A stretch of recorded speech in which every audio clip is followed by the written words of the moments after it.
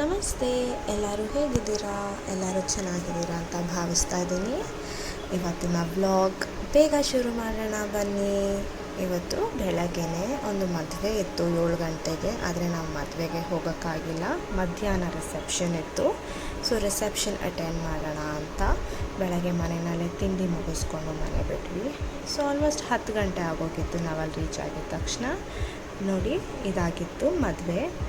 ಮನೆ ಮುಂದೆನೇ ಮದುವೆ ಎಲ್ಲ ತಯಾರಿ ಮಾಡಿಕೊಂಡು ಚಪ್ಪರ ಹಾಕಿ ಮದುವೆ ಮಾಡ್ತಾಯಿದ್ರು. ತುಂಬ ಅದ್ಭುತವಾಗಿತ್ತು, ತುಂಬ ಚೆನ್ನಾಗಿತ್ತು. ಈ ಥರ ಒಂದು ಮದುವೆ ನೋಡೋದೇ ನಮ್ಮ ಭಾಗ್ಯ ಅಲ್ವಾ. ಮನೆ ಮುಂದೆ ನೋಡಿ ಎಷ್ಟು ಅದ್ಭುತವಾಗಿ ಡೆಕೋರೇಟ್ ಮಾಡಿದ್ದಾರೆ. ಇದು ರಿಸೆಪ್ಷನ್ಗೆ ಎಂಟ್ರಿ ಆಗಿತ್ತು.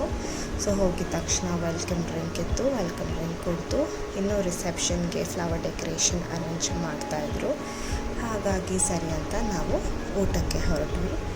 ಅಲ್ಲಿ ಊಟ ಎಲ್ಲ ಚೆನ್ನಾಗಿ ಮಾಡಿಕೊಂಡು ಹಣ್ಣುಗಳು ಇತ್ತು, ಸ್ವಲ್ಪ ಫ್ರೂಟ್ಸ್ ಎಲ್ಲ ತೊಗೊಂಡು ಮಗುಗೂ ಫ್ರೂಟ್ಸ್ ತಿನ್ನಿಸಿ ಅಲ್ಲಿಂದ ಸ್ವಲ್ಪ ಮನೆಗೆ ಹೋಗೋಣ ರೆಸ್ಟ್ ಮಾಡೋದಕ್ಕೆ ಅಂತ ಮನೆ ಒಳಗಡೆ ಹೊರಟ್ವಿ. ನೋಡಿ, ಮನೆ ಮುಂದೆನೇ ಚಪ್ಪರ ಹಾಕಿದ್ರು. ಸೊ ಇಲ್ಲಿ ಮುಹೂರ್ತ ಇತ್ತು, ಬೆಳಗ್ಗೆ ಮದುವೆ ಮುಹೂರ್ತ.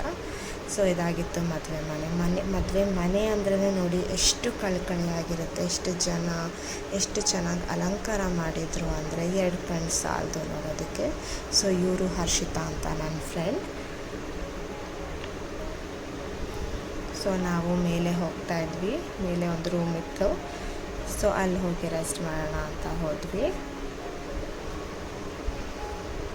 ಸೊ ಮೇಲೆ ಆಲ್ಮೋಸ್ಟ್ 3 ರೂಮ್ ಇತ್ತು.